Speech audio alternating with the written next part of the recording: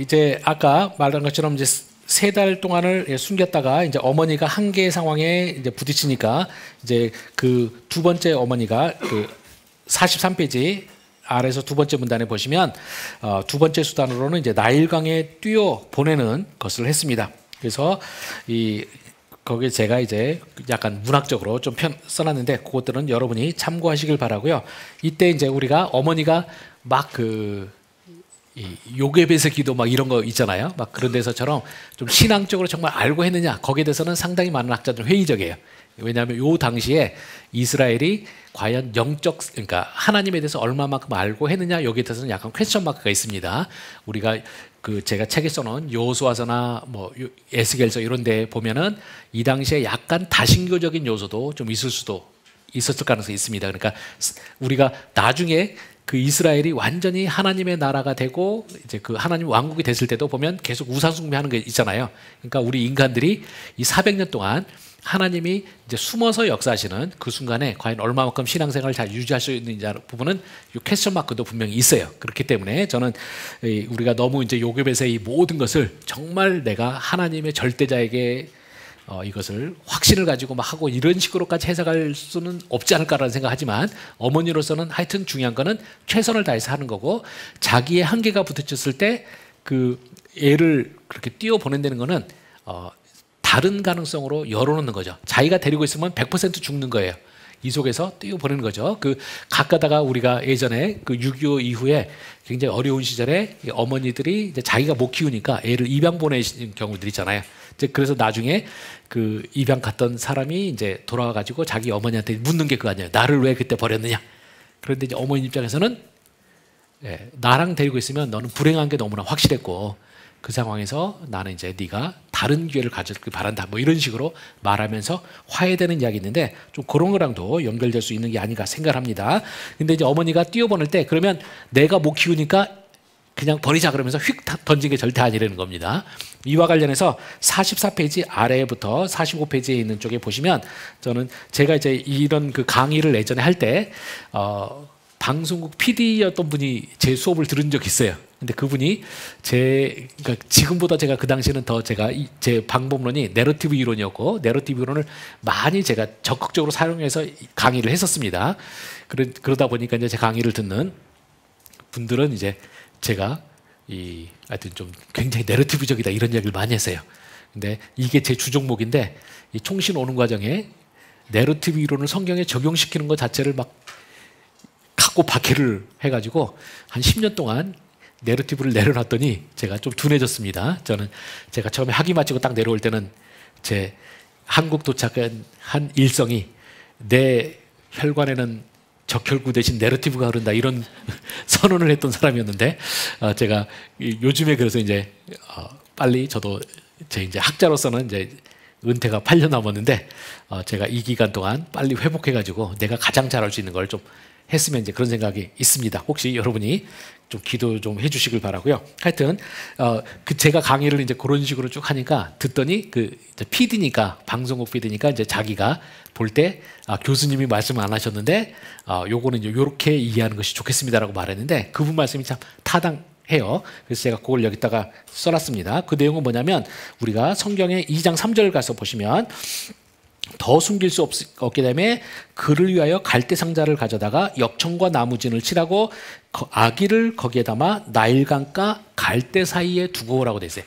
갈대 사이에 뒀다고 되어 있고요. 5절에 보면 이제 바로의 딸이 목욕하러 나일강을 내려오고 시녀들은 나일강가를 거닐 때 그가 갈대 사이에 상자를 보고 시녀를 보내어 가져다가 되어 있는데, 이 갈대 사이라는 표현이 3절하고 5절하고 똑같아요.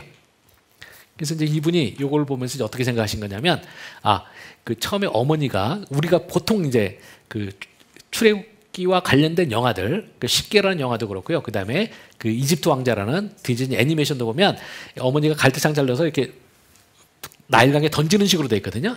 근데 던지지 않았다는 겁니다. 그리고 뭐 던지니까 이제 갈대 상자가 이렇게 쭉 물 위로 떠가는 뭐 이런 식으로 나오는데, 아마 제가 생각할 때는 그것보다는 어머니가 최대한 안전한 곳을 골라가지고 조심스럽게 갈대상자를 내려놨고, 바로 그곳에서 움직이지 않고 있는 것을 아마 바로의 딸이 발견했을 가능성이 저는 훨씬 크다고 생각해요. 그러니까 그런 게 뭐냐? 바로 어머니 입장에서는 최선을 다해서 자신의 아들을 떠나보내면서도 최대한 안전한 길을 어머니가 할 수 있는 노력은 다 해서 떠나보냈다는 거죠. 그렇기 때문에 이 모세가 이런 걸 알면은 저는 모세는 이제 감사했을 거라고 생각을 다시 한번 하게 되는 거고요. 그래서 지금 그 연결된 내용을 이제 45페이지 두 번째 문단에 보시면 그 두었다라는 표현 쓰는 것도 굉장히 중요합니다. 왜냐하면 1장 22절에서 바로의 명령은 남자아이거든 나일강에 던지라라고 돼 있어요. 그냥 보호장치도 없이 휙 던져서, 그러니까 그 자체로 죽을 수밖에 없는 그런 상황인데 어머니는 갈대상자에 넣고 조심스럽게 뒀다라는 거죠. 그래서 어머니는 그 자신의 아들을 떠나보내는 마지막 순간에도 자신의 사랑을 최대한 다해서 했다라는 거, 그 점이 이제 중요하고요. 그때 이제 갈대상자라는 표현도 상당히 중요한데요. 이 상자라는 단어는 히브리어로 테바라고 합니다. 그 마지막 문단인 45페이지 마지막에 있는 것처럼 테바라고 하는데, 테바라는 단어가 성경에 딱 4번 나와요. 근데 2번이 노아 홍수의 방주를 가리킬 때 쓰는 용어고요. 나머지 2번이 여기 갈대상자를 가리킬 때 하는 표현입니다. 그러니까 이 바로 그 온 인류가 멸망할 때 하나님께서 이 테바라는 곳에, 테바라고 불리는 방주에 넣어서 이스라엘 그 인류를 구원하셨던 것처럼 여기서 갈대상자도 역시 테바라는 갈대상자에 담긴 모세를 하나님께서 결국 구원하게 하신 겁니다. 그래서 다시 한번 창세기하고 출애굽기의 모티프가 연결된다라는 걸 여러분이 보실 필요가 있습니다. 자, 그렇게 해서 이제 어머니가 최선을 다했고요. 그 다음에 누이 역시 최선을 다하는데 4절에서 보면 누이가 그 엄마가 애를 갈대상자에 넣어서 이렇게 갈대사에 안전하게 놓을 때 이 누이는 멀리서 지켜봤다고 나오는데요. 이 멀리서 지켜봤다는 것도 상당히 섬세하게 중요한 도움을 주는 겁니다. 왜냐하면 우리가 바로의 딸이 처음에 이제 모세를 보자마자 보라 히브리 아이로다 그렇게 해요. 그래서 모세 생긴 것 자체가 딱 봐도 누가 봐도 히브리 아이였어요. 근데 이제 누이까지 그 자기 동생 보호한다고 가까이 있어 버리면 어떤 일 벌어지겠습니까? 죽을 위험이 굉장히 높아지죠. 그래서 여기서 멀리 서 있었다는 게 상당히 중요하고요. 그래서 제가 이 멀리라는 부분이 제 박사 논문에서도 상당히 저에게 중요하게 작동했는데요. 제가 나중에 여러분들에게 이걸 얼마만큼 설명할 수 있을지 모르겠는데, 왜냐하면 성경에서 제일 난해한 본문 중에 하나인데요. 그 출애굽기 33장 7절에 보면 황금송아지 사건 중간에 보면 진밖의 회막을 멀리 떠나게 했다는 표현 나와요.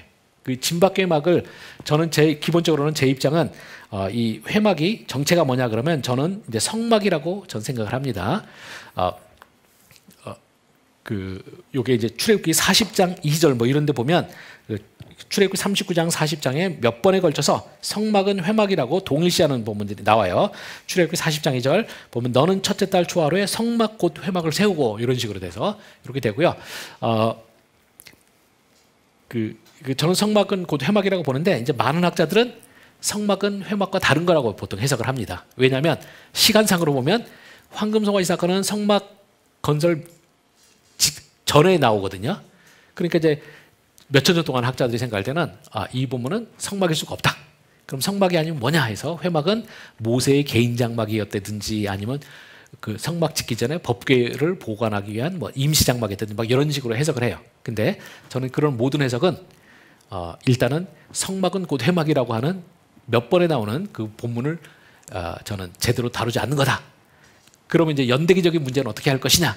그러면 이제 거기에 대해서 그게 제 박사 논문의 제일 큰 기여점 중에 하나입니다. 이 본문은 가끔은 성경 저자들이 때때로는 어떤 신학적인 목적이 있을 때 이 연대기적인 걸 넘어서서 본문을 재배치할 때가 있어요. 그래서 이제 그렇게 된 거고요. 되게 복잡한 내용이라 이걸 제가 여러분들에게 어디까지 설명할 수 있을지는 잘 모르겠는데 그건 그때 가서 고민을 하도록 하고요.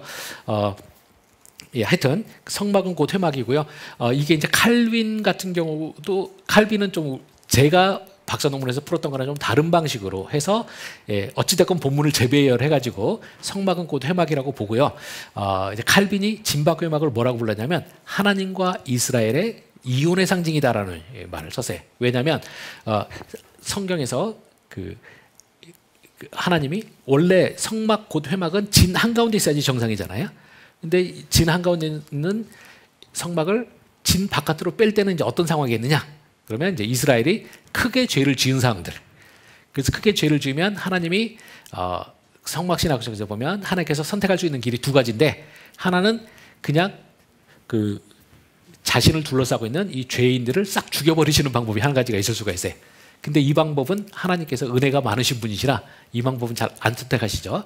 그렇게 되면 또 하나 선택할 수 있는 방법이 뭐냐? 하나님이 이 죄인과 함께하는 걸 피해 주는 거예요. 그래서 그런 목적 때문에 이제 하나님의 은혜의 방편인 거죠. 그래서 진 밖으로 빼버리는 거죠. 그때 진 밖으로 떨어질 때 멀리 뺐다고 해요. 근데 이 본문을 보면 성경에서 가장 희한한 이혼인데요. 출애굽기 33장 7절에 보면 이렇게 되어 있습니다. 모세가 항상 장막을 취하여 진 밖에 쳐서 진과 멀리 떠나게 하고 회막이라 이름하니, 이렇게 되어 있어요. 그래서 이혼의 상징으로 내가 도저히 너희들과 함께 못하겠다 해서 떨어졌습니다. 그래서 칼빈은 이혼이라고 했는데 저는 이제 별거 정도로 하는 게 좋을 것 같아요. 관계가 완전히 끊어진 건 아니니까. 그래서 별거를 했는데 이 별거가 상당히 희한한 별거라는 겁니다. 왜냐하면 그 34장 7절 후반절에 보면 여호와를 앙모하는 자, 이게 그냥 여호와를 찾는 자들은 다 진 바깥 회막으로 나가며 이렇게 쭉 나가요. 그 내용을 보면 별거를 했는데, 별거 있으면 부부가 안 만나야 되잖아요. 그리고 아직 화가 나 있는 상태이니까 부부가 보면 서로 저 화상 그러면서 막 이제 싸우려고 들었는데 둘이 되게 알콩달콩 하는 거예요. 그러니까 주변 사람들이 볼 때 저 뭐 하자는 거냐, 이제 이런 소리를 들을 수 있는 그런 상황인 거죠. 그래서 제가 박사 논문 쓸 때 여기 굉장히 중요했습니다. 그래서 이 멀면 안 되는 거. 요런 희한한 관계를 설명해야 되는 거예요. 그래서 제가 이제 그 뒤에 써놨지만 이제 그 물리적으로는 멀지만 심리적으로는 가까운 관계. 요게 이제 멀리라고 했어요. 그래서 제가 여기 제가 그 박사 논문 쓰는 과정에 있었던 해프닝을 좀 적어놨는데, 이거를 이제 그래서 저는 이제 신학적으로는 이제 해석은 이미 가졌는데 이거를 입증을 해야 되잖아요.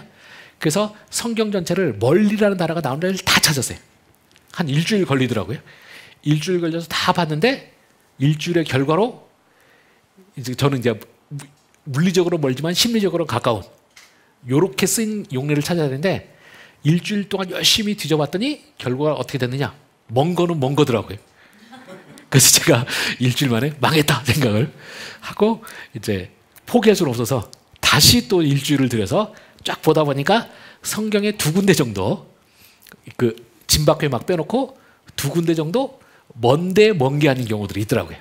그 중에 하나가 이 누이가 그 모세를 지켜볼 때 멀리 서서 지켜봤다는 요거 하나랑, 또 한 군데가 어디냐면 그 다음 페이지 47페이지 보시면 중간에 창세기 21장 16절인데요. 요 대목은 뭐냐면 하갈이 두 번째 아브라함 집에 쫓겨났어요. 쫓겨났는데 광야를 가다가 이제 자기 아들 이스마엘이 그 죽게 돼 있는 거죠. 기갈로 죽게 돼 있는 상황이에요.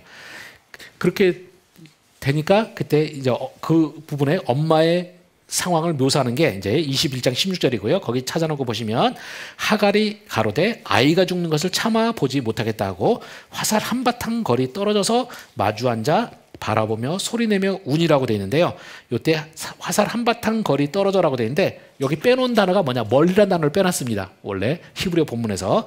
그래서 직역하면 그 화살 한바탕 거리만큼 멀리 떨어져라고 이렇게 번역을 해야 되는 거고요. 이거에 대해서 그 네덜란드 학자 알더스라는 학자가 아주 핵심을 찌르는 해설을 했는데 그 48페이지 제일 첫 번째 인용문 보시면 이렇게 됐습니다.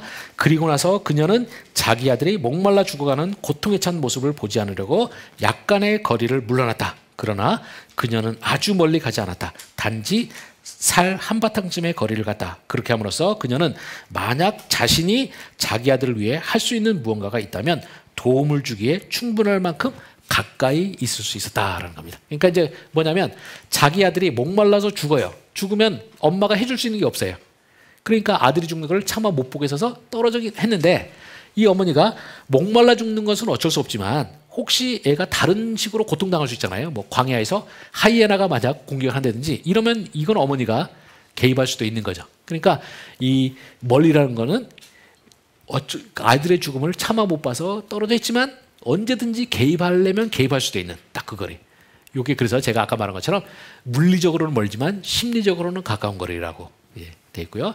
이제 그 똑같은 게 바로 이 모세의 누이가 벌어보는 거죠. 자기 동생이랑 너무 가까이 있으면 동생이 히브리인의 아이인 게 들통나서 죽을 수도 있으니까 가까이는 못 가요. 그렇지만 혹시 멀리 있다가 그 이제 엄마가 갈대 사이에 잘 뒀는데 혹시라도 이 뭐 물이 어떻게 움직여갖고 애가 갈대 상자 움직일 수도 있잖아요. 그렇게 되면 이거는 누이가 잠깐 와서 도와줄 수 있는 거죠. 그렇게 멀리서 지켜보다가 이제 바로의 딸이 왔을 때 이제 협상해가지고 자기 동생이 궁정으로 들어갈 수 있도록 해주는 게 되는 거죠. 그래서 이게 굉장히 멀지만 멀지 않은 이게 굉장히 미묘한 거고 진박교 회막도 바로 이런 일이 벌어지는 겁니다. 그러니까 하나님이 이스라엘을 너희들 죄 졌으니까 버려버려 하고 끝나면 되는데 이 진박교 회막은 굉장히 흥미로운 게 바로 하나님이 멀리 떠나셨다고 하는데 사실은 하나님 보고 싶은 사람은 다 찾아갈 수 있고 하나님은 또 자기에게 오는 이스라엘 백성도 다 받아줘요. 그래서 이게 굉장히 흥미롭고 재밌고 멋있는 대목이 있습니다. 이제 그래서 누이도 역시 자기가 할 수 있는 최선을 또 다해서 해줬다는 거죠. 그리고 마지막으로 쭉 뒤에 넘어가면 이제 바로의 딸이 나오는데요. 그 49페이지입니다. 49페이지 그 두 번째 문단에 보시면은 하나님의 경륜이 또 작동하는 게 2장 5절에 나오는데요. 우리말 성경을 먼저 한번 보시면 우리말 성경에 바로의 딸이 목욕하러 나일강으로 내려오고 시녀들은 나일강가를 거닐 때 그가 갈대 사이의 상자를 보고 시녀를 보내어 가져다가 되어 있습니다. 그래서 여기 보면 시녀들과 시녀가 있어요. 우리말은 똑같이 시녀로 번역하는데 히브리어로는 두 시녀가 틀립니다. 그래서 제 책에 써놓은 것처럼요. 첫 번째 시녀들은 나아로트라고 되어 있는 거고요. 두 번째 시녀는 아마예요. 여기서 차이는 뭐냐? 첫 번째 나아로트는 바로가 이제 자기 딸을 보필하기 위해서 한 이제 일반 시녀들이고요. 아마는 굳이 말하자면 춘향전에 나오는 향단이 같은 존재로 생각하시면 될 겁니다. 그래서 이제 그 바로의 딸의 몸종 같은 이제 시녀가 가까이 있는 시녀가 있고 이제 그냥 일반적인 시녀들이 있는 거죠. 근데 이 딱 그 바로의 딸이 발견하고 보낸 것은 누구냐? 바로 아마예요. 만약에 여기에서 그 발견됐을 때 그러니까 나로트라는 시녀들이 먼저 갔다 그러면 바로는 아마 모세는 죽었을 겁니다. 왜냐하면 일반 시녀들은 당장 중요한 건 뭡니까? 바로의 추상 같은 명령이잖아요. 그러니까 그냥 보자마자 히브리 아이구나 그러고 휙 던졌을 수 있어요. 근데 이 몸종은 본능적으로 어떻게 됩니까? 자기가 직접적으로 섬기는 그 주인이 제일 중요하죠. 그래서 이제 그 주인의 바로의 딸의 그 분위기를 딱 기다리고 있고요. 그때 바로의 딸이 이제 히브리인 아이지만 내가 살려줘야겠다라고 생각함으로써 모세는 살게 됩니다. 뭐 이어서 쭉 나오는 내용들은 바로의 딸이 어떤 여자인지 이제 쭉 얼마나 마음이 좋은 여자고 등등등에 대한 성경의 본문의 내용들을 쭉 써놨습니다. 그렇게 했고요. 뭐 이어지는 내용에 보면 이제 모세의 이름이나 이런 거 있으니까 그거는 여러분들이 참고해서 봐주시길 바랍니다. 제가 그 진도를 좀 맞춰야 되니까 나머지 부분은 넘어갔고요. 그래서 저는 이 2장 1절부터 10절이 제가 이 출애굽기에서 제일 좋아하는 부분 중에 하나인데 하나님께서 모세를 살려주는 그 과정이 굉장히 섬세하게 미묘한 방식으로 작동하고 있다는 겁니다. 그래서 이 모세는 하나님부터 자기 주변에 있는 모든 사람 그리고 심지어는 자기의 적이 될 수 있었던 바로의 딸까지도 다 동원해서 모세를 살게 하셨다는 겁니다. 그래서 저는 이제 이런 역사가 저는 하나님께서 정말 우리가 하나님이 모든 것을 합력해 선을 이루실 수 있는 능력을 있다고 믿을 때 저는 또 하나님께서 그렇게 우리 삶에 역사할 수 있다고 생각합니다. 그래서 우리 인생 살다 보면 그런 경우 있잖아요. 되게 나쁜 사람인데 희한하게 나한테만 잘해주는 사람도 가끔 있어요. 왜 그런지 모르겠는데 그게 결국 하나님이 그 사람도 우리들을 위해서 준비하신 경우들이 있을 수가 있는 거죠. 그래서 저는 항상 우리들 살면서 가장 힘든 순간에도 저는 그런 데에 대한 소망을 갖고 사는 것이 굉장히 중요하다 생각을 하고요. 실제 출애굽기에는 이제 그런 일이 일어났다는 겁니다. 그리고 이어서 이제 그 2장 1절 11절부터 뭐 15절에 그 모세가 이제 40세 때 딱 가서 이제 자기 백성을 구원해 주려는 뭐 이런 이야기도 있습니다. 거기도 이제 보면은 저는 이 부분을 보통 이제 제가 설교를 듣거나 아니면 설교 강의 집들 보면 이 모세가 잘못했다는 식으로 많이 하는데 저는 제 입장은 좀 반대입니다. 저는 이 본문에서 중요한 건 뭐냐면 모세가 40세에 딱 나갔을 때 자기는 그냥 애굽 왕자로서 그냥 가만히 있으면 자기는 계속 부와 권력을 누릴 수가 있어요. 근데 이 모세는 딱 나갔을 때 이 자신이 가진 모든 걸 다 위험에 빠뜨릴 수 있는 상황에서 자기 민족을 구원하기 위해서 나선 거죠. 그래서 저는 이때는 아직 하나님의 때가 무르익지 않았기 때문에 어설픈 구원자 행세는 실패로 들어갔지만 저는 하나님께서는 저는 바로 모세의 그런 모습을 소중히 여기셨다고 개인적으로 생각을 합니다. 그래서 저는 이 부분이 이제 이집트 왕자라는 영화를 보면 이집트 왕자가 제일 잘못 그린 부분 중에 하나예요. 거기서 보면 처음에 이제 모세는 자기의 정체를 몰랐어요. 자기의 신분을 몰라서 처음에 이집트 왕자처럼 막 하다가 예, 그 이집트 왕자 애니메이션에서는 그 십보라가 이제 네가 누구다라고 알려주는 쪽으로 돼 있고요. 자신이 이제 모세의 시각에서는 더러운 노예의 핏줄이라는 걸 아는 순간부터 충격에 빠져가지고 막 자기네 정체성 때문에 괴로워하는 내용이 막 나와요. 근데 성경은 절대 그렇지 않습니다. 모세는 처음부터 자신의 정체성을 뚜렷이 알고 있었고요. 그 자신의 고통받는 형제들을 위해서 자신의 모든 걸 위험에 빠뜨릴 만큼 했다는 겁니다. 이 부분을 저는 좀 살려서 좀 영화든지 뭐든지 좀 다뤄줬으면 좋겠는데 지금까지 나와 있는 매체들은 대부분 그걸 실패하고 있는 것 같아요. 제가 이 본문에서 제가 어떻게 모세가 그 백성들을 사랑했고 이런지는 제가 써놨으니까 거기 좀 참고하시고요. 뭐 이어서 뭐 우물가 사건 나오는데 자기 아내 만나는 이런 부분도 상당히 뭐 중요한데 여기서는 이제 넘어가겠습니다. 참고적으로만 말씀드리면 우물가 이야기는 여러분이 그냥 넘기긴 힘든 이야기예요. 왜냐하면 구약 성경에 확실하게 우물가 사건이라고 할 수 있는 게 3번 정도 나옵니다. 일단은 창세기 24장에 보시면은 이삭의 아내 리브가가 픽업되는 게 우물가예요. 29장에서 라헬이 이제 아내로 확정되는 게 바로 29장이고요. 그 다음에 여기 모세 출애굽기 2장에 나와 있는 거고요. 그런데 이 이야기의 공통점이 뭡니까? 우물가에게는 전부 결혼으로 이루어져요. 그래서 이제 그게 중요한 거고요. 이 우물가 이야기, 이 성경에서 이 우물가 이야기는 전부 결혼 이야기로 들어가고요. 이런 식으로 해서 똑같은 배경을 가진 이야기가 똑같은 결론으로 이르게 되는 이런 게 이제 소위 전문 용어로 하면 여기 타입신이라고 합니다. 타입신. 그래서 이게 전형적 장면이라고 할 수 있는 건데요. 요거는 이제 우리가 보면 일반 문학에서도 참 많이 쓰는 거고요. 우리나라 드라마 같은 데서도 많이 씁니다. 한때 사람들이 한국 드라마를 비판할 때 했던 게 한국 드라마는 맨날 잠자는 장면하고 밥 먹는 장면밖에 안 나온다. 이런 식으로 이야기를 했어요. 근데 제가 옛날에는 그러느니 했는데 제가 내러티브 이론을 공부하고 나니까 사실은 요게 전문용어로 말하면 타입신, 그러니까 전형적 장면이고요. 전형적 장면은 문학에서 가장 효과적인 도구 중에 하나입니다. 어떤 역할을 하냐면 제가 그 59페이지 거기 한 두 번째 문단 끝쪽에 보면 이 타입신을 써서 내레이터가 얻는 효과가 등장인물의 묘사, 플롯의 전개, 주제의 강조 이런 걸 합니다. 그러니까 등장인물 묘사 같은 측면에서 생각해 보면요, 우리가 딱 그 드라마에서 한국 드라마에서 이 가족이 가난하지만 화목한 가족이다라는 걸 보여주는 게 뭡니까? 밥 먹는 장면 보면 알아요. 막 서로 굉장히 가난한 식사를 차려져 있지만 서로 되게 위하면서 뭐 고등어 한 쪽이라도 서로 주려고 하고 막 이제 이러면은 이 가족 되게 화목하구나 생각할 수 있고요. 재벌집인데 굉장히 긴 테이블에 남편 저쪽 앉아 있고 부인 저쪽에 앉아 있고 서로 이제 말할 때 뭐 마이크 확성기 달아서 이야기해야 되는 그 정도 수준이면 이 집안은 콩가루 집안이구나. 이런 걸 알 수가 있는 거죠. 그래서 옛날에 고대 그리스의 일리아드 오디세이도 보면 전형적 장면이 되게 많이 나와요. 그래서 요거를 활용하는 거고요. 성경도 마찬가지로 요걸 활용합니다. 그래서 우리 여기 이 본문 우리 현재 창세기 24장, 29장, 그다음에 출애굽기 이 본문에서 다 등장인물 묘사 쓰고요. 또 그다음에 플롯이 어떻게 흘러나갈지, 또 주제가 뭔지 이런 걸 강조하는데 사용하고 있습니다.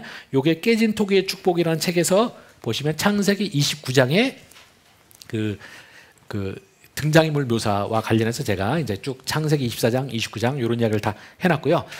이제 이런 그 타입신을 아시면, 우물가 타입신을 아시면 이제 재밌어지는 대목이 어디냐? 신약에도 우물가 이야기가 한번 나오죠. 어디입니까? 사마리아 여인 이야기. 우리가 그냥 우리가 막연히 보면 사마리아 이야기를 그냥 모르고 넘어갈 수 있겠지만 타입신의 개념을 딱 알면은 독자들은 이 사마리아 여인 이야기를 긴장하고 보지 않을 수가 없어요. 왜냐하면 예수님이 우물가 이야기에서는 보통 이제 신랑이 될 사람이 이방 땅으로 여행을 해요. 여행을 해서 딱 하면 우물가에 도착하면 신부될 여자가 나와요. 쭉 나와서 이제 그럼 신랑이 자기의 정체를 말하게 되면 이제 신부가 자기 집으로 쪼르르 달려가고 이제 신랑의 도착을 알려요. 그러면 그 집안 사람들 다 튀어나와가지고 이제 우리 집에 갑시다. 그러고 잔치하고 결혼으로 가게 돼요. 그럼 사마리아 여인 얘기가 딱 그거 아니에요? 예수님이 그러니까 그 당시 사마리아 땅을 도착하고 신부가 그러니까 사마리아 여인이 나오고 하는 거죠. 그러면 이 사마리아 여인이 쫙 이야기할 때 우리는 우리가 내러티브 읽을 때는 독자가 누구에게 우호적으로 대하느냐, 등장인물 중에 누구를 우호적으로 대하느냐가 상당히 많은 영향을 미칩니다. 그래서 우리 흥부전 같은 거 볼 때 내레이터는 흥부에게 우호적으로 보도록 스토리가 진행이 돼요. 근데 우리 초등학교 때 보면 그 토론회 할 때 일부러 놀부를 우호적으로 보고 읽어라. 그러면 또 되게 재밌어지는 독법이 나오잖아요. 그래서 우리가 누구를 우호적으로 보는 게 되게 중요해요. 근데 우리는 당연히 복음서 읽으면 예수님에게 우호적으로 읽을 수밖에 없잖아요. 그렇게 되면 이 사마리아 여인이 나오는 거는 이제 굉장히 흥미진진한 스토리가 될 수밖에 없어요. 근데 이 사마리아 여인의 정체가 가관이잖아요.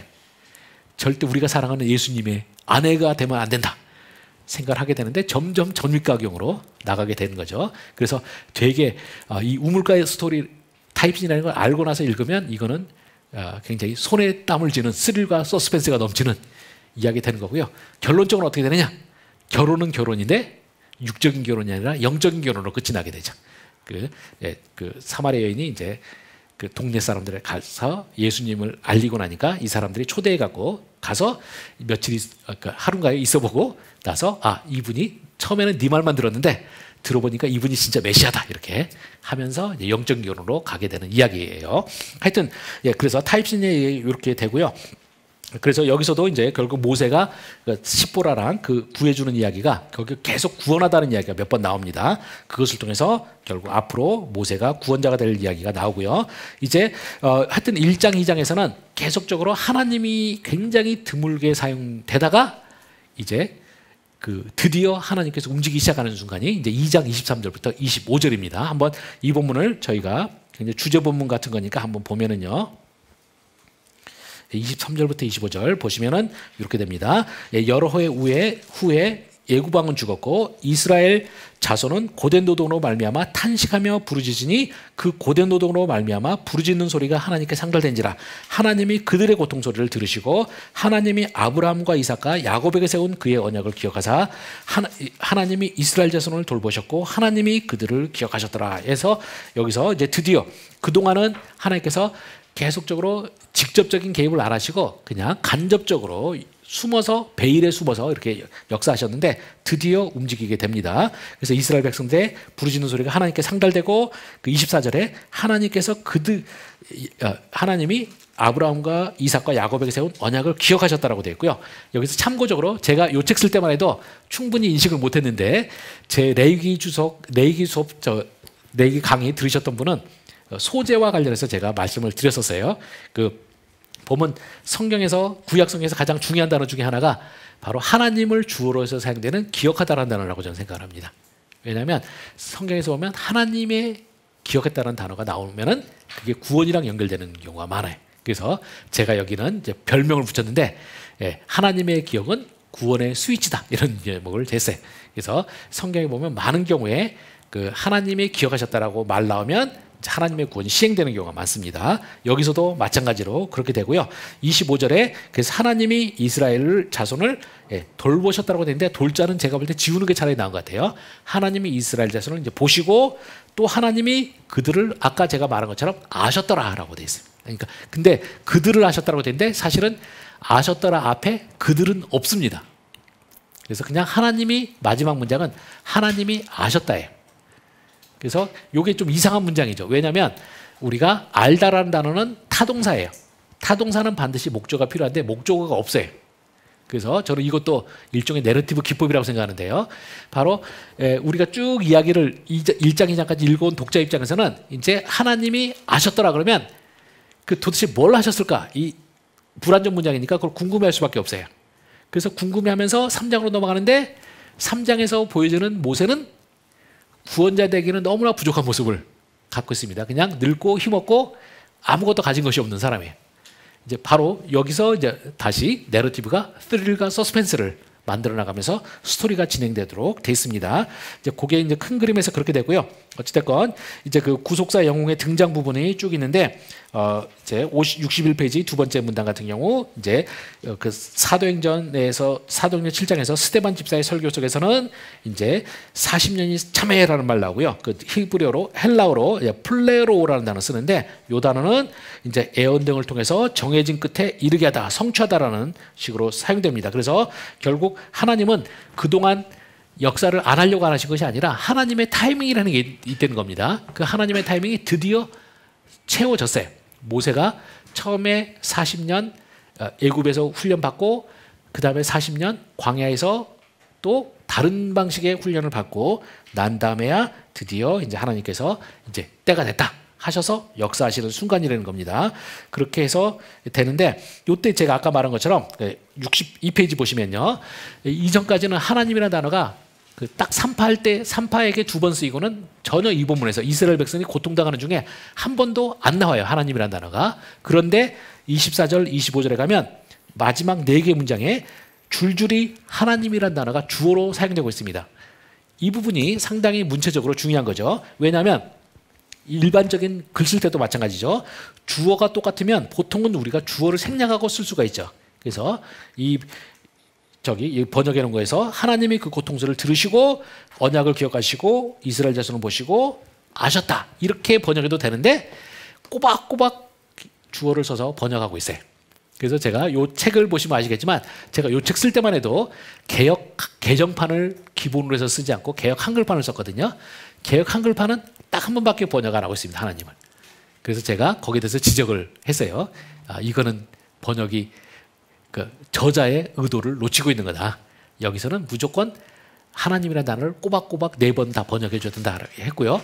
아마 제 이 글을 보고 하진 않았을 텐데 그 다음에 개역개정이 딱 나왔을 때 개역개정은 이 4번을 다 살려서 번역하고 있습니다. 이게 제대로 원문을 살린 거고요. 이게 이제 굉장히 중요한 게 뭐냐? 여러분들이 성경을 신중하게 보면은 바로 하나님이라는 단어가 나오는 개수가 달라지는 거죠. 앞에서 1, 2장에서는 철저하게 하나님이 안 움직이시는 거예요. 그러니까 표면적으로는 안 움직이시는 거예요. 물론 속에서는 다 움직이셨지만 그래서 제가 책에서 계속 베일 속에서 하나님께서 움직이시다가 요 마지막에 4번 쫙 연달아 나오면서 하나님이 드디어 이제 역사의 전면으로 직접 등장하시는 대목입니다. 그래서 마치 연극 같은 거 하면은 갑자기 이제 빵빠레가 빡 울리면서 하나님께서 드디어 이제 역사하시는 대목이 되게 되는 겁니다. 그래서 우리 여기 목사님들이나 이런 분들이 성경 읽으실 때 이런 거는 잘 포착을 하셔야 돼요. 그러니까 어떤 단어가 어디에 집중적으로 나타나는지, 횟수가 어떻게 달라지는지 요거는 주석학적으로 굉장히 중요한 상황입니다. 여기서는 이제 이렇게 됐고요. 그런 그 표시와 더불어 이제 출애굽기 그 64페이지 가시면 이제 그 출애굽기 3장 4장에 이제 제목이 제가 평범한 날의 비범한 사건이라고 했는데요.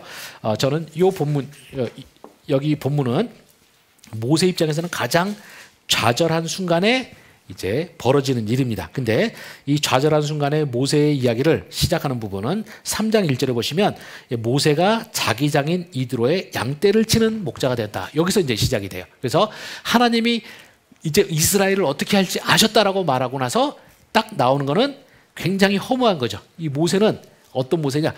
어떤 사람이냐? 그냥 힘없고 여기 보시면 양떼가 누구 겁니까? 자기 장인 이드로예요. 저는 이 부분이 모세란 사람의 저는 성격을 보여주는 부분이 아닌가 생각합니다. 이건 굉장히 짧은 부분이라 우리가 너무 깊이 들어가는 건 곤란하지만 저는 딱 야곱과 상당히 대비돼요. 야곱은 라반한테 신나게 당하다가도 어느 정도 때가 되니까 이제는 이제 내 삼촌과 딜해가지고 내 거를 확실하게 받아내겠다 이런 식으로 나가잖아요. 그게 야곱이라는 사람의 성격이에요. 누구한테 당하고 절대 살 인간이 못 되는 거죠. 근데 모세는 자기의 인생의 첫 40년을 애굽의 왕자처럼 살았는데 이제 미디안 들어가면서 자기가 한번 이스라엘 백성들 구원하려고 시도를 40세 했다가 실패하고 미디안으로 도망간 다음에는 아마 모세는 거의 모든 걸 놔버린 게 아닌가 좀 생각이 듭니다. 그러니까 우리 그런 사람들 있잖아요. 한번 잘 나가고 자기가 프로젝트 한번 빡 했는데 그게 너무 심한 실패를 하면 거기서 좌절해갖고 다시는 못 일어나는 사람들이 있죠. 저는 모세는 약간 좀 그런 타입이 아닌가. 그러니까 이 야곱처럼 그 아무리 짓밟아도 정말 잡초처럼 다시 어떻게든지 불굴의 의지를 갖고 막 일어나는 타입이라면 모세는 훌륭한 사람이긴 하지만 또 좌절했을 때 이것을 이제 어쩌지 못하는 이제 그런 타입도 아닌가라는 생각이 듭니다. 근데 그런 면에서는 하나님이 모세를 보시고 아셨다라고 말하는 것은 상당히 독자 입장에서는 실망스러운 일일 수가 있습니다.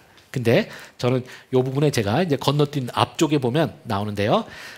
저는 제가 이 모세의 첫 40년과 나중 40년을 저는 이제 그 한홍이라는 목사님 계시잖아요. 통합 측에 한홍 목사님이 쓴 거인들의 칼과 칼집이라는 책이 있어요. 이게 리더십에 대한 책입니다. 그 성경적 리더십에 대해 했는데 저는 정말 리더십의 명제라고 생각을 해요. 이 책에서 이분이 칼과 칼집을 했는데 이게 뭐냐면요. 좋은 리더는 아주 날카로운 칼과 그 칼을 보호할 수 있는 칼집이 필요하다 이렇게 말씀하셨습니다. 그러니까 칼은 그 리더의 능력이겠죠.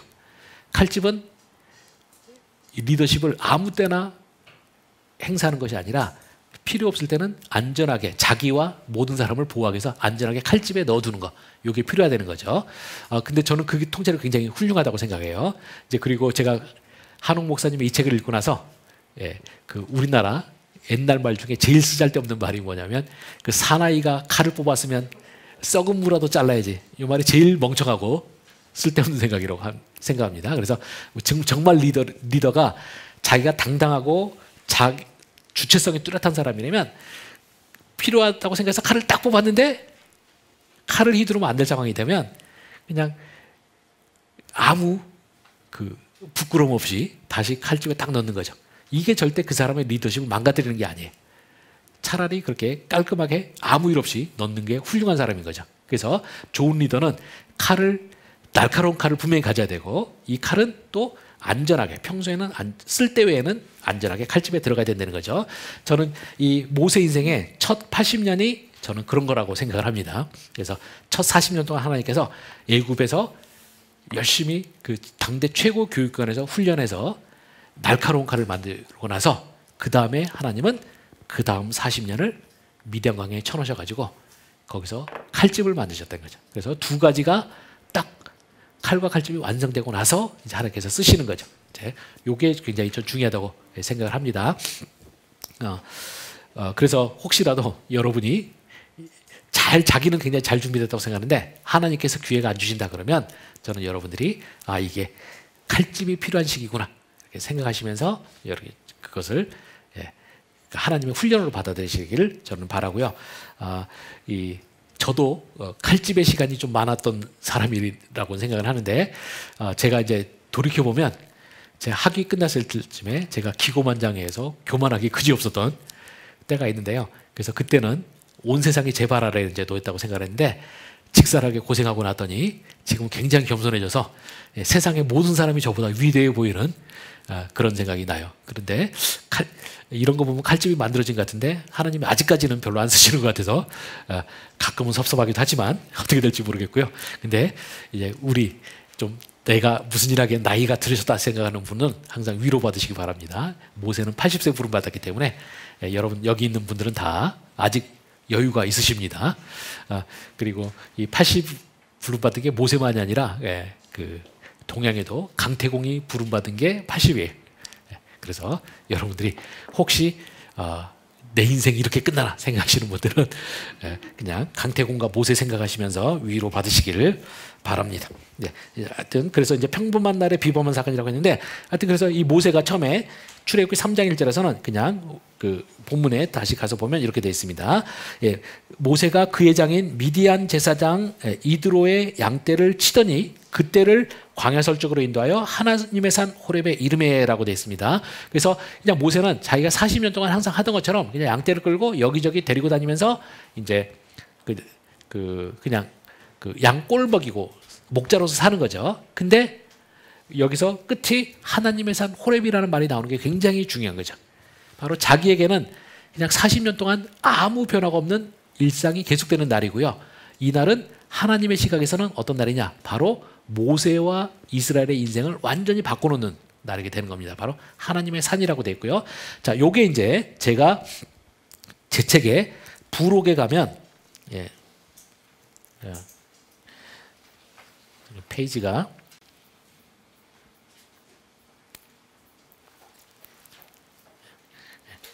한참 제가 그 331페이지 가서 보시면 출애굽기의 관점에서 본 하나님과 신의 산의 관계 해서 선천적인가 후천적인가 이런 글을 써놨는데요. 여기는 한번 참고해 보시기 바랍니다. 이 내용은 뭐냐면요. 여기서 하나님의 산이라고 지금 불렸는데 그 옛날에 그 소위 비평학자들은 이 하나님의 호렙이 원래부터 하나님의 산으로 알려졌던 곳이라고 생각을 합니다. 그리고 제 입장은 그게 아니라는 거죠. 이 하나님의 산은 이거는 나중에 이스라엘이 신의 산에서 하나님과 언약도 맺고 하는 굉장히 중요한 일을 다 벌어질 거잖아요. 그 일을 미리 이제 내레이터는 소위 말하면 전지적 시점을 갖고 있다 그러죠. 내레이터는 그러니까 시간이나 공간으로부터 자유로워요. 그러니까 미래에 되어질 그 위대한 신의 산에서 벌어진 위대한 사건들 아니까 이걸 하나님의 산이라고 이걸 불렀대는 거예요. 여기에 대해서 저는 이제 이걸 쭉 분석해 놓은 게 부록에 나오는 내용이고요. 그래서 저는 만약 이게 정말 비평학자들이 말하는 것처럼 이게 처음부터 하나님의 산이라고 알려졌다 그러면 이거는 성경에서 말하고 있는 그 개념과 사상과 차이가 난다는 겁니다. 성경에서는 이 세상에는 하나님 외에 거룩한 것은 존재하지가 않아요. 그러니까 본질적으로 내재적인 거룩성을 가지고 있는 분은 하나님밖에 없습니다. 가끔 가다가 사람이나 어떤 장소 또는 어떤 시간이 거룩해질 수는 있어요. 근데 그런 경우는 항상 뭐냐? 하나님이 그것을 당신께서 거룩하게 만드셨기 때문에 거룩한 거고요. 그 거룩은 부여받은 거룩이에요. 그 후천적인 거룩입니다. 그렇기 때문에 그것은 하나님께서 그걸 걷어버리시면 그 거룩은 사라지게 되는 거예요. 그래서 우리가 이걸 잘 항상 기억하셔야 됩니다. 그래서 여기서 하나님의 산 호렙이라는 말은 호렙이 처음부터 거룩한 장소였기 때문에 하나님의 산, 그리고 하나님이 원래 임하던 곳이라 하나님의 산이라고 부른 것이 아니라 이것은 나중에 벌어질 위대한 사건을 이제 내레이터가 미리 이제 독자들에게 알려주기 위해서 하나님의 산이라고 불렀다는 겁니다. 이게 굉장히 중요합니다. 우리가 저 시골 가면 옛날에 선앙당 이런 거 있잖아요.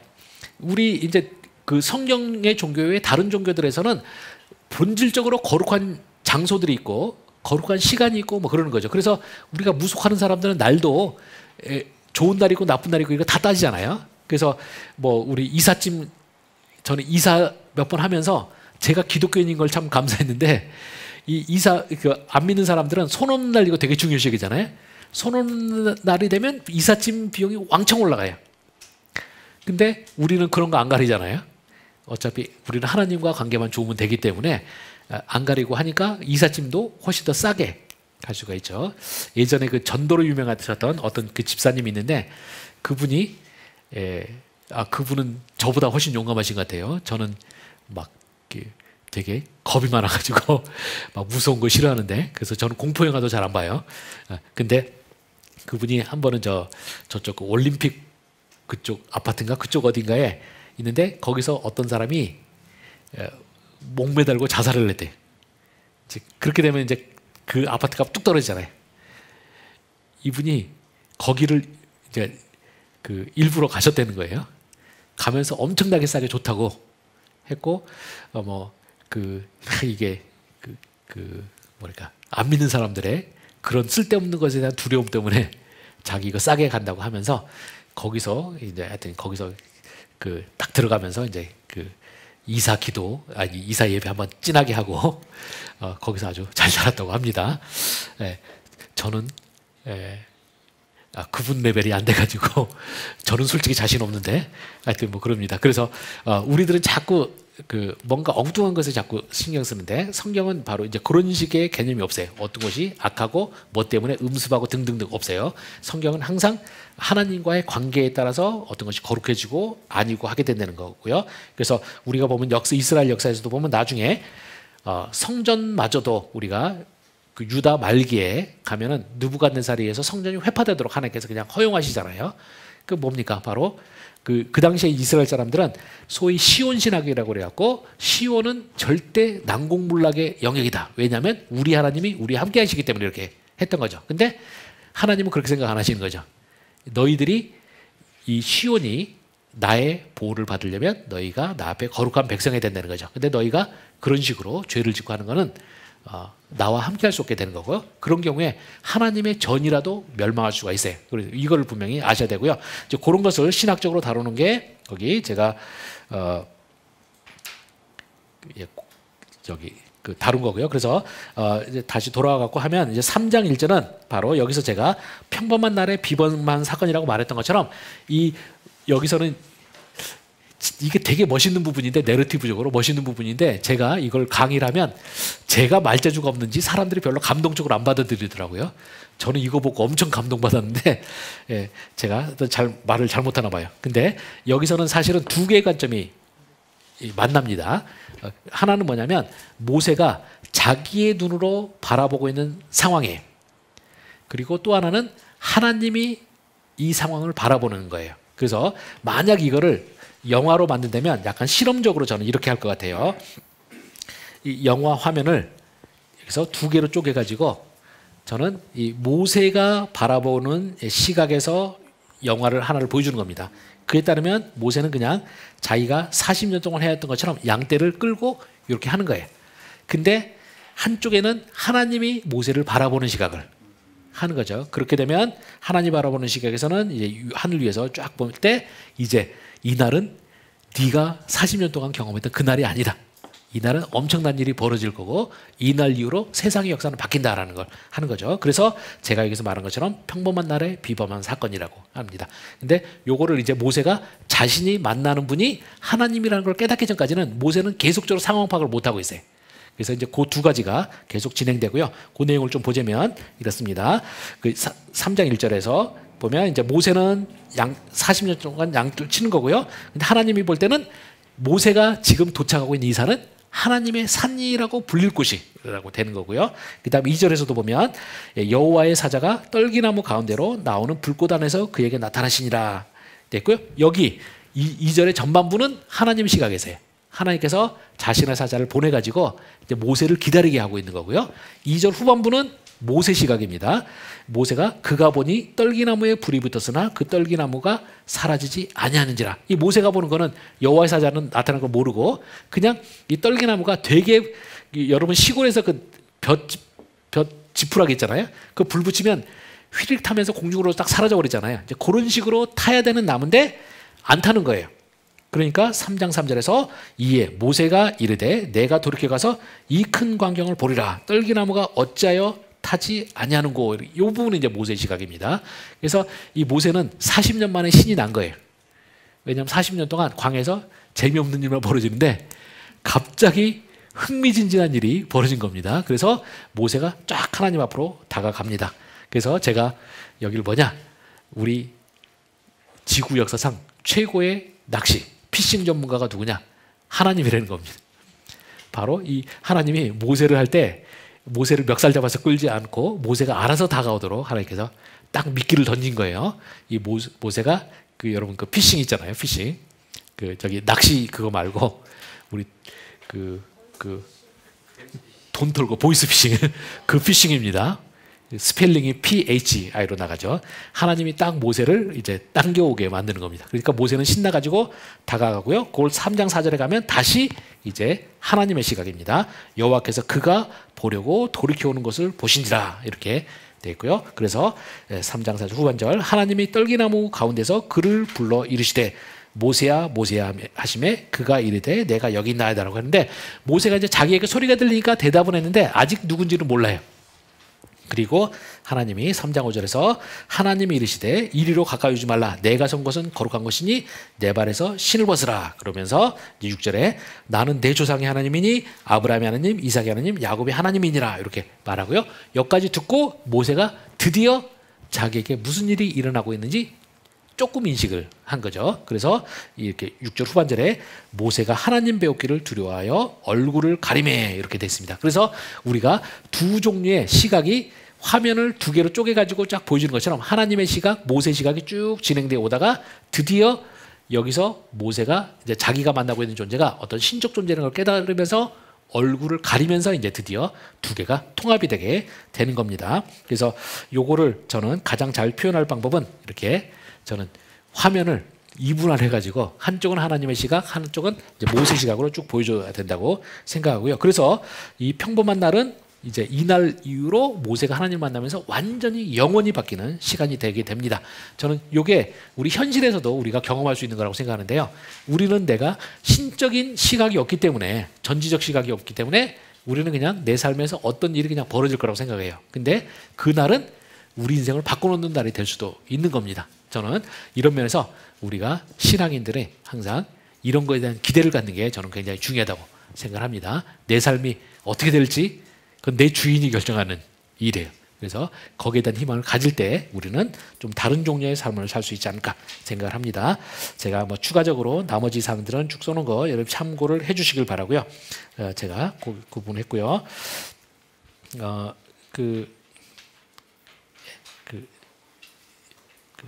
뭐 이어지는 내용이 상당히 길게 가는데요.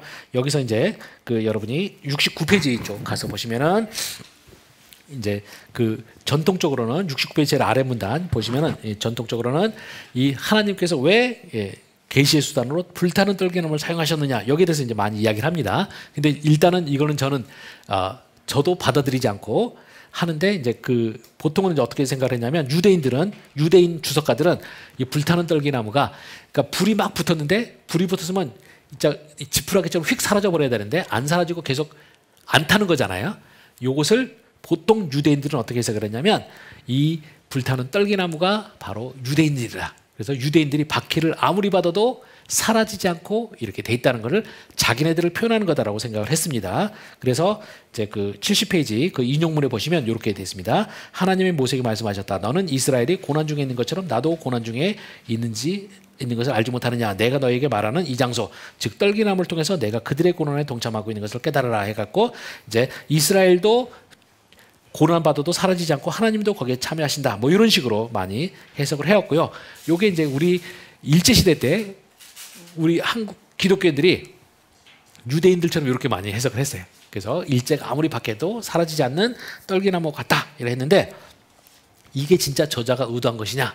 그러면 확신할 수는 없다라는 거죠. 그래서 저는 이제 그 부분에서는 유구적이고요. 저는 그거보다 더 중요한 것은 저는 하나님이 불로 나타나셨다는 점이 더 중요하다고 봅니다. 그래서 그 다음 페이지 71페이지 보시면 신학적으로 더 중요한 부분은 바로 하나님이 자신을 불로 나타내시기를 좋아하신다라는 거죠. 그래서 대표적인 본문이 창세기 15장 17절에 보시면 소위 횃불 언약 본문에서 보면 하나님이 횃불로 나타나셔서 하는 내용이 나오고요. 그 다음에 출애굽기나 광야 사건들에서 보시면 하나님이 불기둥 혹은 불로 나타나십니다.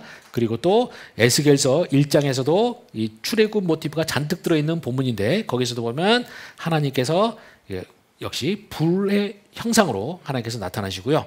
뭐 신명기 본문 이렇게 하고요. 뭐 그 외에도 많은 본문에서 하나님은 불로 나타나시기를 즐겨하시는 경향이 있습니다. 그래서 이제 그런데 도대체 그럼 왜 하나님께서 불로 나타나셨느냐 할 때 제가 굉장히 존경하는 그린버그라는 학자가 있어요.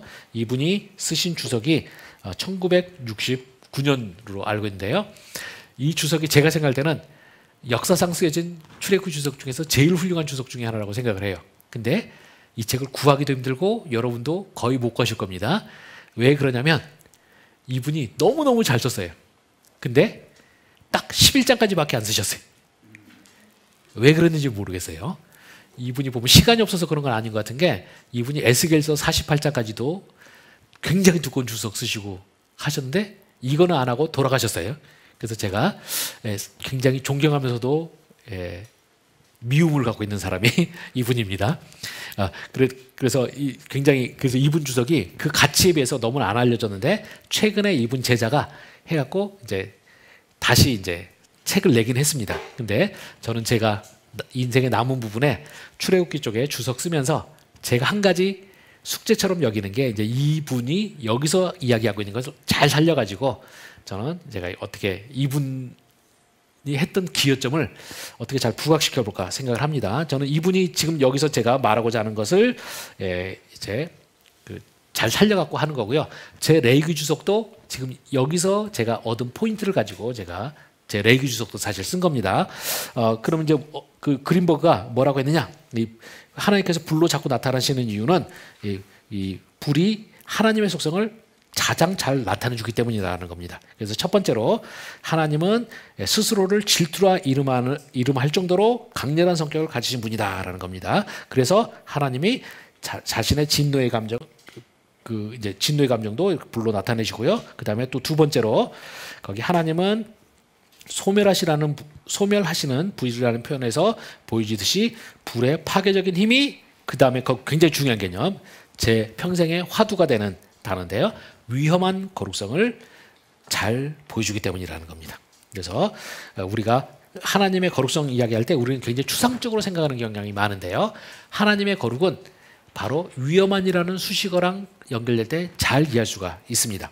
그래서 거기 보시면은 위험한 거룩성이라는 표현이 하나님을 이해하는 데서 굉장히 중요하다는 겁니다. 그래서 이 하나님은 우리가 함께하고 싶어 그러니까 우리랑 함께 하시고 싶어 하시는 하나님은 그냥 두리뭉실한 성격을 가지신 분, 이래도 좋고 저래도 좋은 성격을 가지신 분이 아니라 거룩성을 가지신 분이고요. 이 거룩성은 함께하는 자들에게는 필연적인 위험성을 내포하시는 분이시라는 겁니다.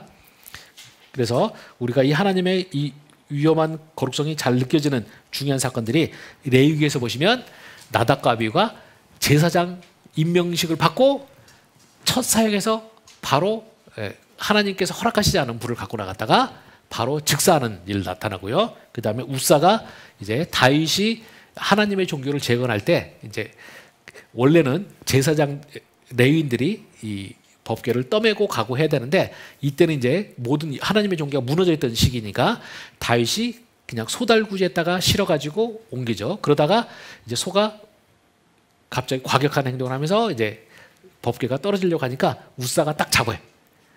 그러다가 바로 거기서 즉사하는 사건이 나타납니다. 저는 여기서 혹시 사람들이 저에게 이 우사는 지옥 갔을까요? 이렇게 저한테 질문하면 저는 그건 아닐 거라고 봐요. 여기서 우사가 죽은 사건은 저는 죄의 문제랑은 좀 구분해서 해야 되는 부분이라고 생각합니다.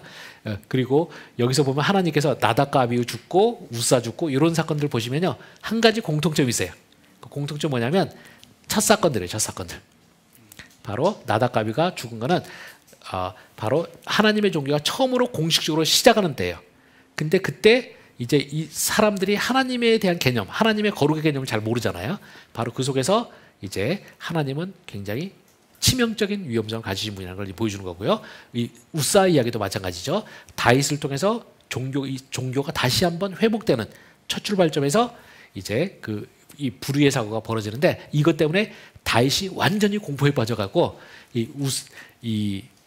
그 소달구지가 멈춘 곳이 그 아라우나의 타작마당 거기서 이제 멈추잖아요. 그래서 거기에 두고 이제 계속 안 옮깁니다. 그랬더니 하나님께서 그쪽 집을 막 축복하셔가지고 굉장히 부자가 된 걸 듣고 다윗이 이제 다시 옮겨가는 거죠. 바로 이제 그런 사건들을 통해서 이제 보여주는 게 뭐냐? 바로 하나님의 임재가 그러니까 하나님의 거룩성이 어떤 것이냐를 보여주는 겁니다. 그래서 우리는 하나님의 거룩성에 대해서 굉장히 막연하게 생각을 하는 경향이 있는데 사실 하나님의 거룩성은 우리 죄인인 우리 인간에게는 굉장히 치명적인 위험성을 가질 수 있는 거라는 겁니다. 그리고 이 치명적인 위험성은 하나님이 우리를 위협하려고 하시는 게 아니라 그냥 그런 거예요. 그래서 이걸 잘 파악하실 필요가 있어요. 그래서 제가 그냥 비유적으로 말하자면 저는 우리가 아프리카 초원에서 코끼리가 어마어마하게 거대하지 않습니까? 이 코끼리 떼가 쫙 그 초원을 막 가로질러서 막 달려간다고 해보세요. 근데 그 앞에 개미 한 마리가 딱 있어요. 이 코끼리는 개미의 존재도 몰라요. 근데 개미에게는 뭡니까? 자기가 코끼리 이동 경로 이때는 것 자체만으로도 자기에게는 목숨이 경각에 달린 그런 일이잖아요. 저는 요게 그냥 비유적으로 하면 좀 이런 거 비슷하다고 할 수가 있지 않을까 생각합니다. 이 하나님의 거룩성은 우리는 너무나 막연하게 생각하는데 이건 치명적인 위험성을 갖는다라는 걸 우리가 이해를 할 필요가 있고요. 물론 우리 하나님은 인격적인 존재이시기 때문에 아무 존재나 함부로 죽이시거나 이러시는 분은 절대 아니에요. 그렇지만 때때로는 하나님의 거룩성은 치명성을 띌 수 있다는 걸 우리가 인식하시는 게 필요한 거죠. 그래서 우리가 하나님에게 다가갈 때 우리는 항상 이 점을 우리가 섬기는 하나님이 어떤 분이신지를 잘 이해하실 필요가 있습니다. 이게 신학적으로 굉장히 중요하고요. 그래서 저는 위험한 거룩성이야말로 하나님과 우리와의 관계의 제일 기본이다. 그래서 성경에서 보면 하나님을 만나는 모든 사람들에게 나타나는 진짜 하나님을 가까이 경험한 사람들이 모든 사람이 다 경험하는 일관된 경험은 바로 하나님을 깨닫는 순간 두려워 떠는 거예요. 그래서 모세도 여기서 자기가 만나는 존재가 신적 존재인 걸 깨닫는 순간 이때 모세가 과연 어느 만큼 하나님을 알았을지는 모르겠지만 모세가 처음으로 보이는 것은 두려워해서 얼굴을 가렸다고 되어 있고요. 나중에 보면 이사야도 처음에 하나님 만날 때 바로 화로다 나여 망하게 되었다 하고 다니엘이 그 신적 존재를 만났을 때 바로 자기가 죽은 자처럼 되어 있다고 하고요. 또 사도 요한도 마찬가지로 그렇게 계시록에서 보시면 그렇게 되는 거죠. 이게 굉장히 성경이 일관된 흐름이고요. 그래서 저는 제가 생각할 때 여러분 우리들이 이제 우리 한국 교인들이 용감하신 분들 많잖아요. 기도원에서 무슨 일 있으면 하나님과 소나무 뿌리 하나 뽑는 거 하잖아요. 그래서 보여달라고 하면서 안 보여주시면 소나무 뿌리 이 산에 있는 거 다 뽑아버릴 거예요. 막 이러면서 기도하죠. 저도 대학교 때 많이 아프면서 제가 그런 식으로 소나무 뽑겠다고 덤빈 적도 있는데 저는 이거를 이제 제가 구약 제의법 전문학자로서 볼 때 굉장히 겁대가리 없는 기도다 생각합니다. 하나님이 진짜 보여주면 무슨 일 벌어지냐? 제발 하나님 저를 떠나소서 이사야처럼 그렇게 기도하게 될 겁니다. 저는 그리고요 또 이런 측면에서 할 때 우리들이 여러분이 신앙생활하면서 만나는 하나님은 하나님이 우리들 수준에 맞춰가지고 여러 모양으로 우리를 하나님을 경험하게 하세요. 근데 경험할 때 제가 이거는 분명하게 제가 성경 전체 66권의 가르침을 전체로 묶어서 볼 때 여러분들이 만났던 하나님이 여러분을 하여금 이사야처럼 자신이 죽을 것 같은 깊은 고통과 두려움에 하나님을 만나지 못했다 그러면 저는 분명히 말씀할 수 있어요. 하나님과 여러분이 경험한 하나님과의 진짜 하나님과의 거리가 꽤 멀다라고 제가 말할 수 있고요. 그래서 더 나아가 보면 분명히 어느 순간에 하나님은 하나님을 두려워함의 경험이 있고요. 그 두려워함의 경험이 있어야지 그때서부터 진짜 하나님 경험의 시작이에요. 이거는 성경의 일관된 가르침이고 진짜로 역사상 우리가 하나님을 정말 크게 체험해 본 것이 분명해 보이는 분들이 했던 경험입니다. 그래서 분명히 그렇게 되고요.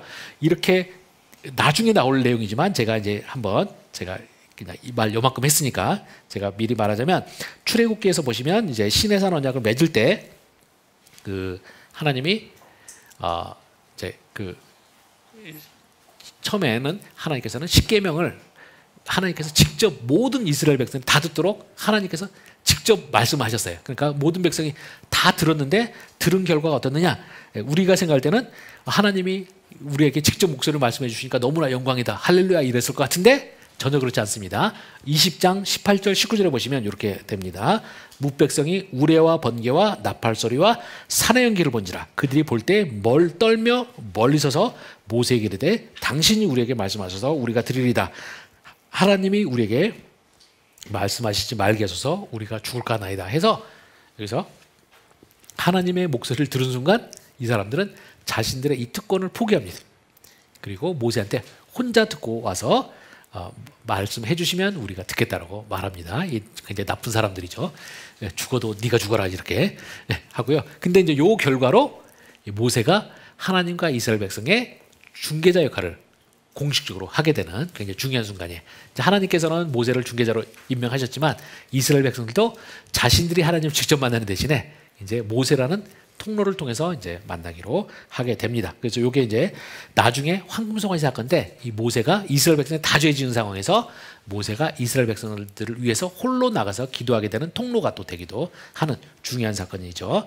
예, 그래서 이게 이제 성경적인 하나님 경험이라는 겁니다. 그리고 이 경험을 모두가 정리해 줄 수 있는 것이 바로 이 거룩성인데 위험한 거룩성이라는 겁니다. 그래서 우리가 하나님의 거룩에 대할 때 저는 항상 이 위험한이라는 수식어를 달고 있는 것이 상당히 중요하다라고 말할 수가 있습니다. 그리고 이제 나머지 사항들은 쭉 있는데 거기는 여러분이 그냥 읽어 보시면은 그냥 되지 않나 생각을 합니다. 예, 거기서 쭉 넘어가고요. 예, 시간이 좀 애매하게 남아가지고 여기서 지금 하려면은 지금 저희가 몇 분 한 7분 정도 남았는데 예, 지금 새로운 거 시작하기는 약간 곤란한 것 같으니까요. 여기서 오늘 여기까지 한 걸로 하고 예, 다음번에 저희들이 계속 이어서 하겠습니다. 예, 그 하나님의 출사표 부분 그 페이지가 77페이지 부분부터 시작하도록 하겠습니다. 예, 수고하셨습니다.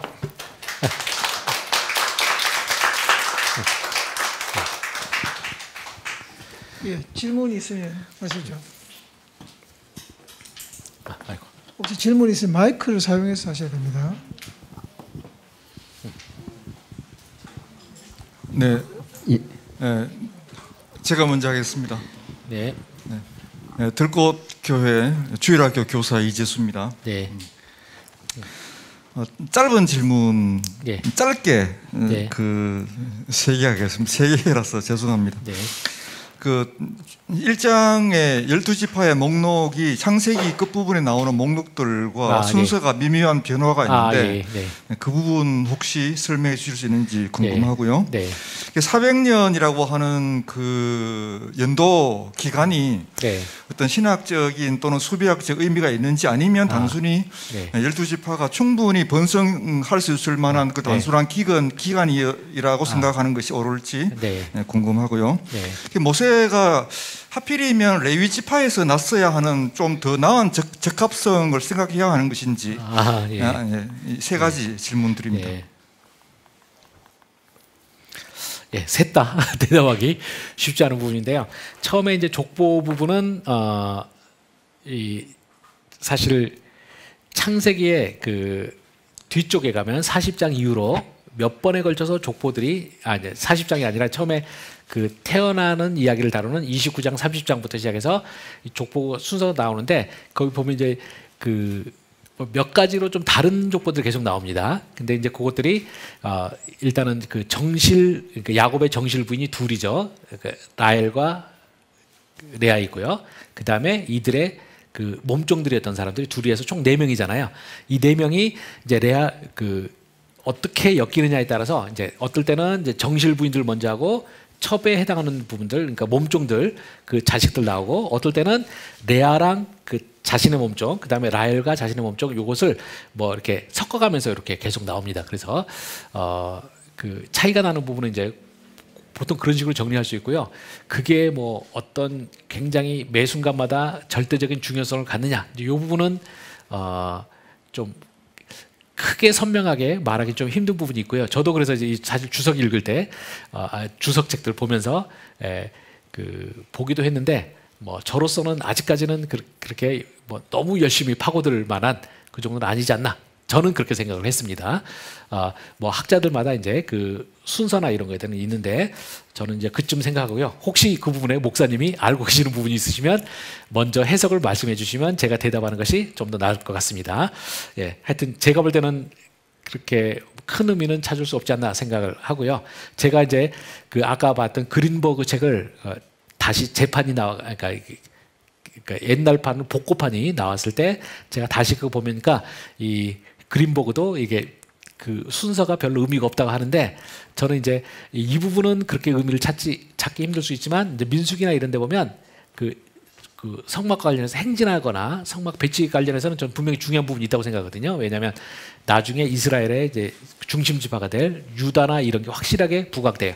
이제 그런 부분에서 저는 이제 100% 이 지파의 순서는 의미 없다라고 생각하지는 않습니다. 그렇지만 이제 최소한 이 부분은 저는 뚜렷하게 뭐를 할 수 있는 건 아닌 것 같고요. 두 번째 400년이 수비학적인 이런 것이 있느냐 할 때 저는 그렇게 뭐 크게 있지는 않는다고 생각하고요. 뭐 이게 400년도 뭐 400년이냐 430년이냐 본문마다 조금씩 다른데 저는 요거는 그냥 어림수 개념으로 좀 이해하는 것이 적절하지 않을까 생각을 합니다. 그리고 말씀하신 것처럼 이 400년이 이제 충분히 한 가족에서 큰 민족으로 될 수 있는데 충분한 시간이냐? 그러면 제가 옛날에 지금은 잘 기억이 안 나지만 옛날에 봤던 이제 자료들에서는 이제 수학자들이나 이런 사람은 그렇지는 않다는 거예요. 이제 고대 시대는 이제 40년이 보통 한 세대로 받고 그렇게 되면 10세대 정도 들어가잖아요. 10세대 만에 70명이 굉장히 많은 숫자. 나중에 뭐 장정만 66만 이렇게 될 수 있느냐? 그러면 쉽지는 않다는 겁니다. 그래서 저는 이 부분을 제가 시간 때문에 간단하게 했지만 그 숫자가 늘어날 때는 분명히 요 400년 동안 하나님께서 적극적으로 이스라엘 백성들을 생존하도록 도와주셨다. 저는 그 부분도 분명히 말할 수 있다고 생각합니다. 왜냐하면 산술적으로 70명이 60만으로 들어가는 건 쉬운 일이 아니에요. 그래서 특히 이제 지금 말고 고대 시대는 굉장히 그 유아 사망률이 높았잖아요. 요즘처럼 애가 태어나면 별일 없으면 사는 거는 굉장히 20세기적인 현상이에요. 그 19세기만 해도 굉장히 많이 죽었고요. 특히 제가 그와 관련해서 그 최근에 봤던 몇 개 자료 보면 19세기에 산파들이 애를 출산을 도와준 경우보다 병원에서 태어난 경우가 더 많이 죽었다고 합니다. 왜냐하면 놀랍게도 서양 의학에서도 18세기에서 19세기 넘어가는 이쪽에 위생 개념이 없었다는 거예요. 그래서 이제 병원에 막 그 수술하고 막 이런 거 있잖아요. 막 더러운 손으로 그냥 했고요. 그래서 이거를 영국의 의사 한 명이 손을 닦고, 그러니까 이렇게 수술하고 나서 출산을 도와줄 때는 손을 닦고 해야 된다 했는데 이 사람이 미친 취급 받았다고 그래요.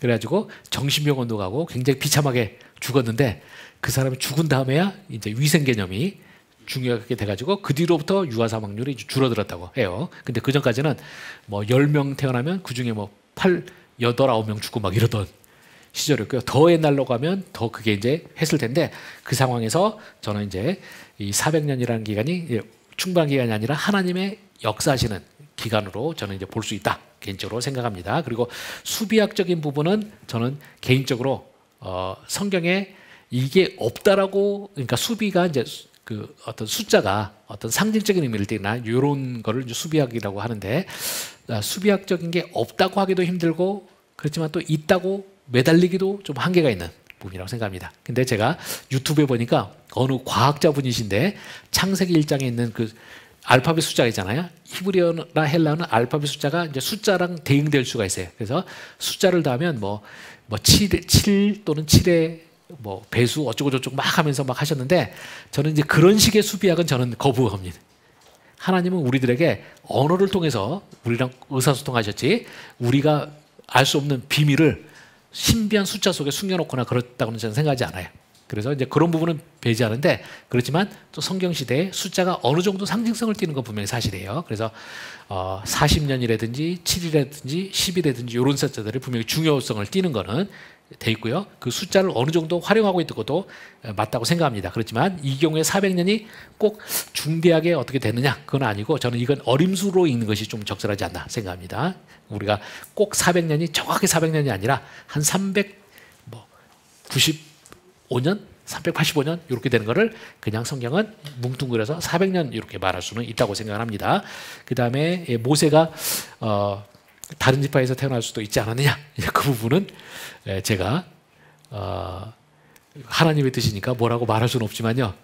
일단 하나님께서 레위 지파에 태어나게 하셨고 그래서 결국 레위 지파가 되지 않았나 생각하고요. 저는 여기 한 가지 이제 문맥상으로 보면 중요한 거는 결국 하나님께서 이 레위 지파에서 이제 아론이 이제 대제사장이 되고 하잖아요. 뭐 그래서 형이고 하니까 결국 모세도 레위 지파일 수밖에 없었던 측면이 있지 않나 생각을 합니다. 거기서 혹시 이 부분도 목사님이 질문하셨을 때 뭐가 있으시면 말씀해 주시고요. 아니시면 저는 이거는 그냥 하나님의 뭐 당신의 주권적인 부분이고 우리가 뭐라고 할 수 있는 부분은 아니지 않나 생각하고요. 어찌됐건 레위 지파는 사실 알고 보면 이스라엘에서 그러니까 제의적으로는 중요하지만 사실 이스라엘의 그 주권 그러니까 뭐죠 힘이나 이런 부분에서는 또 사실은 좀 배제된 사실은 지파죠. 이스라엘을 지배했던 지파는 유다 지파랑 요셉 지파예요. 그래서 창세기 마지막에 두 지파가 두드러지는 것이 이제 바로 이들이 나중에 후대의 이스라엘 운명을 결정짓는 데 있어서 유다와 요셉 지파가 하게 되죠. 그래서 이제 그렇게 되고요. 뭐 말 나온 김에 하면 이스라엘 야곱의 12지파 중에서 장자가 누구였습니까? 실질적 장자. 요셉이죠. 이거는 우리가 성경에 딱 명시적으로 나와 있습니다. 역대상 5장 1절 2절에 보시면 이렇게 딱 나와요. 이렇게 돼 있죠. 이스라엘의 장자 루벤의 아들들은 이러하니 루벤은 장자라도 그의 아버지의 침상을 더럽혔으므로 장자의 명분이 이스라엘 아들 요셉 지파에게로 돌아가서 장자 족보의 장자 명문대로 기록하지 못했느니라. 유다는 형제보다 뛰어나고 주권자가 유다에게서 났으나 장자의 명문은 요셉에게 있느니라 해서 요셉이 장자고요. 요셉이 장자인 걸 뭘로 할 수 있느냐? 이스라엘이 총 몇 지파입니까? 12지파라고 생각하시는데 사실은 엄밀하게 따지면 13지파예요. 그렇죠? 요셉이 2지파로 나뉘잖아요. 근데 여러분이 이스라엘 13지파란 말은 단 한 번도 들어보신 적이 없을 겁니다. 왜 그러냐? 이게 성경에 이게 재밌는 건데요. 항상 12지파라고 카운트가 되는데 이 요셉 지파를 한 지파로 칠 때는 레위 지파가 들어가서 12지파가 되고요. 이 레위 지파를 뺄 때는 요셉 지파를 2개로 나눴고 에브라임 지파, 므낫세 지파 해서 12지파예요. 그래서 성경은 실질적으로 13지파인데 단 한 번도 13지파라고 안 하고 12지파라고 하고요. 여기서 어찌됐건 결국 요셉 지파가 2지파를 차지한 거예요. 그 2지파 차지했다는 거는 우리가 신명기 21장에 보면 이제 장자가 다른 형제보다 2배를 더 받게 돼 있죠. 그래서 아들이 둘이다 그러면 아버지 재산은 3개로 나눠갖고 2를 장자한테 주고 동생한테 이제 하나를 주고요. 또 이제 숫자가 늘어나면 계속 다른 형제보다 1배를 더 받게 돼 있죠. 그래서 결국 요셉 지파가 장자 지파가 된 게 보여주는 게 뭐냐면 이 12지파에서 2지파 지분을 차지한 거예요. 그래서 요셉 지파가 그렇게 된 거고요.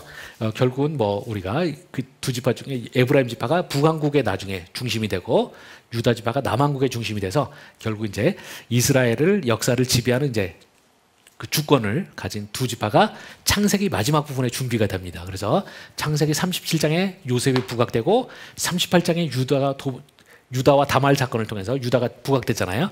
요게 비평학자들은 38장이 요셉 이야기 사이에 잘못 끼어들었다고 막 주장하시는 분들이 있는데 사실은 그렇지 않아요. 이 두 이야기는 이 두 사람이 이렇게 37장 38장 부각되는 것 자체가 바로 이스라엘의 나중에 지배 지파가 될 2지파가 소개가 되는 거고요. 이 2지파가 각자 이스라엘이 애굽으로 들어갈 때 활약을 하죠. 요셉은 가서 총리가 돼서 그렇게 하고요. 유다는 이 요셉과 나머지 형제들 화해하는데 결정적인 역할을 유다가 하게 되고요. 그래서 각각 나중에 역사의 지분을 차지하게 되는 뭐 그런 스토리가 나가게 되고요.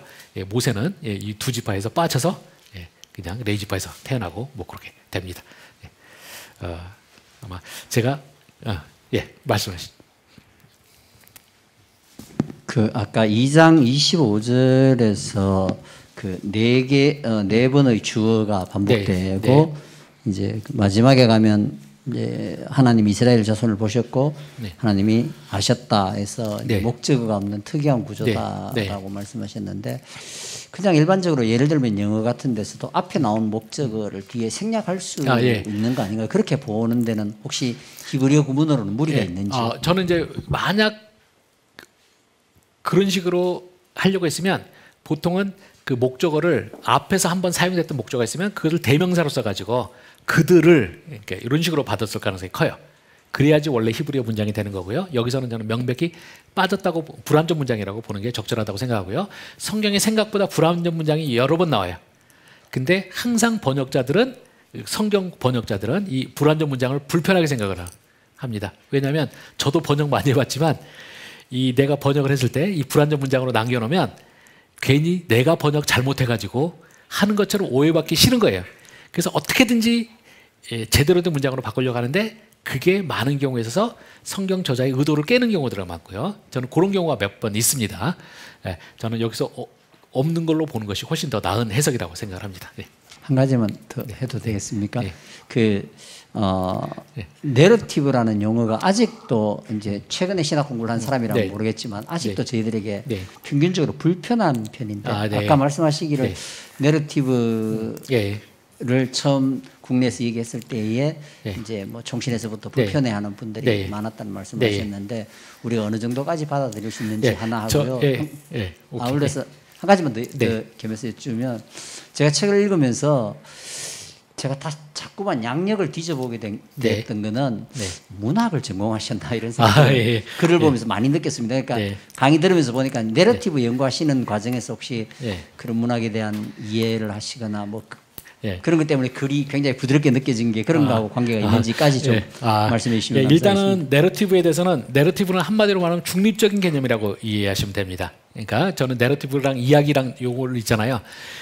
오해하시는 분들은 성경 것을 이야기라고 그러면 이게 성경의 역사성을 부인한다 이런 식으로 주장하시는데요. 사실은 이야기란 말도 내가 그냥 동화 같은 이런 이야기 할 때도 이야기라고 하지만 그냥 여러분 이런 말 쓰잖아요. 내가 이번에 용산 이태원 참사 했다면 참사에 대한 이야기 들어볼래? 이렇게 말하잖아요. 그때 이야기는 뭡니까? 사실을 말하는 거일 수 있어요. 그렇기 때문에 이야기란 용어, 내러티브란 용어는 사실 중립적이고요. 그래서 칼빈이나 이런 사람도 막 썼어요.